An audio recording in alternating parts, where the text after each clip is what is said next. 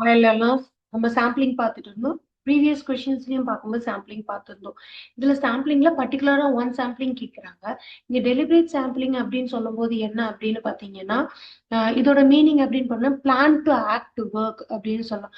Plan to act work அப்படின்னும் போது என்ன அப்படின்னு பார்த்தீங்கன்னா, ஒரு விஷயத்த சென்ட்ரலைஸ்டு பாயிண்ட் ஆஃப் வியூல வச்சு அதை நம்ம செப்பரேட்டா பிரிக்கிறது.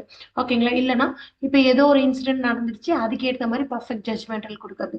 அப்ப இப்பவே உங்களுக்கு தெரிஞ்சிடும் இது என்ன அப்படின்னு. பிளான் ஆக்ட் இது மாதிரி வந்தாலே என்னது ஜட்ஜ்மெண்டல் சாம்பிளிங்.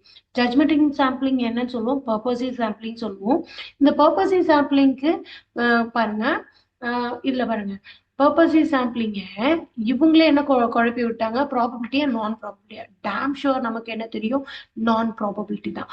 அப்ப இதுக்கு தெரிஞ்சிருச்சு ஆன்சர் என்னது. இது வந்து ஜட்ஜ்மெண்டல் சாம்பிளிங்னு சொல்லலாம், இல்ல பர்பசிவ் சாம்பிளிங் சொல்லலாம், அப்படி இல்லைன்னா நான் ப்ராபபிலிட்டி சாம்பிளிங் சொல்லலாம். அப்ப இதுல யாரெல்லாம் கிடையாது, மீதி ஸ்னோபாலோ குவாட்டா சாம்பிளிங்கோ இதெல்லாம் கிடையவே கிடையாது. ஓகேங்களா?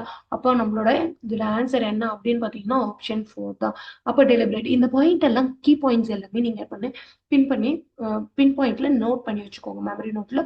உங்களுக்கு அடுத்தடுத்த கொஸ்டின்ஸ்க்கு வந்து உங்களுக்கு ரொம்ப ஈஸியா இருக்கும். Thank you. See you in next class.